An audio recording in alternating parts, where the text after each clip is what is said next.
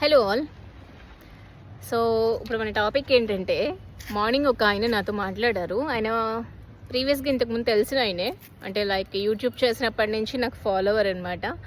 Morning call చేశారు, మాట్లాడాను అనమాట. సో సార్, మీ గురించే ఏమనుకోకండి, జస్ట్ షేర్ చేస్తున్నాను. నేను ఏం చెప్తున్నా, అకౌంట్ హోల్డింగ్స్ ఇవ్వకండి అని నేను అందరినీ మొత్తుకుంటా ఉంటాను కదా. సో ఆయన బెంగళూరు బేస్డ్ ఒకళ్ళు, ఢిల్లీ బేస్డ్ ఒకళ్ళు, ఇలా వెతుక్కొని అందరికీ అకౌంట్ హోల్డింగ్స్ ఇస్తారనమాట. అలా ఇచ్చానని చెప్పి గొప్పగా నాకు ఫోన్ చేసి చెప్తున్నారు. నేనే అందరినీ తిడుతూ ఉంటాను అని అంటే నాకు ఫోన్ చేసి చెప్తున్నారు అనమాట.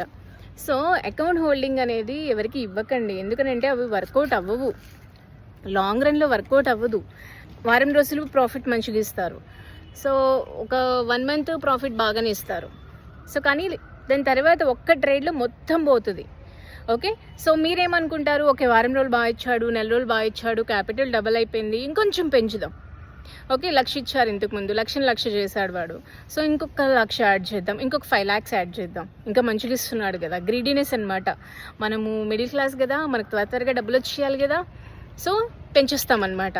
వాడేం చేస్తాడు, పెద్ద క్యాపిటల్ కదా, సో లాట్ సైజ్ పెంచేస్తాడు. లాట్ సైజ్ పెంచేసి ఒక్క ట్రేడ్ మిస్ఫైర్ అవుతుందన్నమాట. లాట్ సైజ్ పెంచిన తర్వాత ఒక్క ట్రేడ్ మిస్ఫైర్ అయినా చాలు మొత్తం క్యాపిటల్ వైప్అవుట్ అయిపోవడానికి. సో ఇలానే చాలా జరుగుతూ ఉంటాయి అన్నమాట. సో మీరు అకౌంట్ హోల్డింగ్స్ ఇవ్వకండి. ఇంట్రెస్ట్ ఉంది అని అంటే ఫస్ట్ నేర్చుకోవడానికి ట్రై చేయండి. ఓకే, లేదా ఈక్విటీ ఇన్వెస్ట్మెంట్ చేసుకొని ప్రశాంతంగా ఉండండి, అంతేగాని అకౌంట్ హోల్డింగ్స్ని ఎంకరేజ్ చేయొద్దు. బయట స్కామ్స్ అన్నీ అకౌంట్ హోల్డింగ్స్లోనే జరుగుతున్నాయి. ఓకేనా, థ్యాంక్ యూ.